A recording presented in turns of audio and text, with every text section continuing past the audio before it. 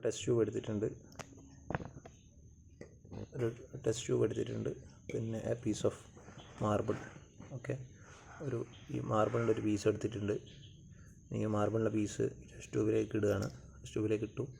ഇനി ഇതിലേക്ക് കുറച്ച് അസിറ്റിക് ആസിഡ് ഒഴിക്കുകയാണ്. ഇത് ശരിക്കും നമുക്കൊരു ഹൈഡ്രോക്ലോറിക് ആസിഡ് വെച്ചിട്ട് ചെയ്താലാണ് അതിൻ്റെ ഒരു കുറച്ചും കൂടി നന്നായിട്ട് കാണുക. ഹൈഡ്രോക്ലോറിക് ആസിഡ് കുറച്ച് സ്ട്രോങ് ആസിഡാണ്.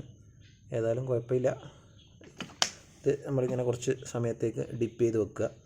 ഒരു അരമണിക്കൂർ കഴിഞ്ഞിട്ട് ജസ്റ്റ് നോക്കിക്കഴിഞ്ഞാൽ റിയാക്ഷൻ റേറ്റ് ഇൻക്രീസ് ചെയ്യാൻ വേണ്ടി ശരിക്കും സ്പിരിറ്റ് ലാമ്പാണ് വേണ്ട. സ്പിരിറ്റ് ലാമ്പാകുമ്പോൾ എന്ത് ചെയ്യൂല, ഇങ്ങനെ കറുപ്പ് പിടിക്കൂല. മഞ്ഞ ഇത് കുറച്ച് ചൂട് കുറവുള്ള ഫയറാണ്. ബ്ലൂ അല്ലാണെങ്കിൽ കുറച്ചും കൂടി വേഗം ആകുന്ന ഗ്യാസിൽ നിന്നെല്ലാം വരുന്ന ബ്ലൂ ഫയറല്ലേ.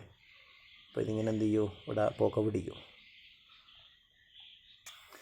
ശ്രദ്ധിച്ച് നോക്കിയാൽ ഒരു ബബിൾസ് ഇങ്ങനെ മുകളിലോട്ടേക്ക് പോകുന്നതായിട്ട് കാണാം. അതായത് വിനേഗറുമായിട്ട് പിന്നെ ഈ കാർബണേറ്റ് ആയിട്ടുള്ള നമ്മൾ ലൈം സ്റ്റോൺ കൊണ്ടാണല്ലോ നമ്മൾ മാർബിളൊക്കെ ഉണ്ടാക്കുന്നത്. ഇതിങ്ങനെ റിയാക്ട് ചെയ്തിട്ട് കുറച്ച് സമയം കഴിഞ്ഞാൽ ഇത് പൊടിഞ്ഞു പോകും. അപ്പോൾ അതാണ് നമ്മളെ ഏറ്റവും കട്ടിയുള്ള ഭാഗം എന്ന് പറയുന്നത് നമ്മൾ ടീത്തിൻ്റെ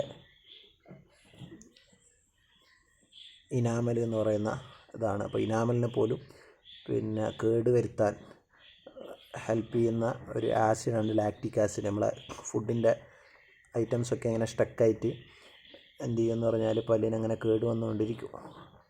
അപ്പോൾ പല്ലിനെ പോലും ഡീക്കേ ചെയ്യാൻ കഴിവുണ്ട്. ഇത് വീക്ക് ആസിഡായ ലാക്റ്റിക് ആസിഡ്. പാലിൻ്റെ ഒത്തും കേടിൻ്റെ ഒത്തും ഒക്കെ ലാക്റ്റിക് ആസിഡ് ഉണ്ട് നമ്മൾ പറഞ്ഞില്ലേ. ഇത് നമ്മൾ വിനേഗർ വെച്ചിട്ടാണ് ഒരു മാർബിളിൻ്റെ പീസിലിട്ടത്.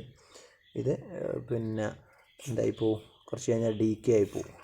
കറക്റ്റ് നല്ല കോൺസെൻട്രേറ്റഡ് HCl ഒക്കെ ഹൈഡ്രോക്ലോറിക് ആസിഡിലൊക്കെ ഇട്ട് വെച്ചാണെങ്കിൽ ഇത് പൊടിഞ്ഞു പോകുന്നതായിട്ട് നമുക്ക് കാണാൻ വേണ്ടി പറ്റും. ഓക്കെ, ഇന്ന് പുറത്തേക്ക് വരുന്ന ഗ്യാസ് നേരത്തെ നമ്മൾ കാർബണേറ്റ് അപ്പക്കാരം ഇട്ടതുപോലെ തന്നെ കാർബൺ ഡൈ ഓക്സൈഡ് ആയിരിക്കും. അത് എക്സ്റ്റിങ്ക്വിഷ് ഫയറാണ് ഇതിൻ്റെ പ്രോപ്പർട്ടി. നമ്മളൊരു തീനെ കെടുത്താൻ ഹെൽപ്പ് ചെയ്യുന്ന തരം ഗ്യാസാണ് ഇതിലേക്ക് വരിക. ചില നേരത്തെ കൈ ഇങ്ങനെ അടച്ചു പിടിക്കാനൊന്നും പറ്റിയില്ല, പുറത്തേക്ക് ഇങ്ങനെ ചാടാൻ വേണ്ടി ശ്രമിച്ചുകൊണ്ടിരിക്കുകയായിരിക്കും കാർബൺ ഡൈ ഓക്സൈഡ്.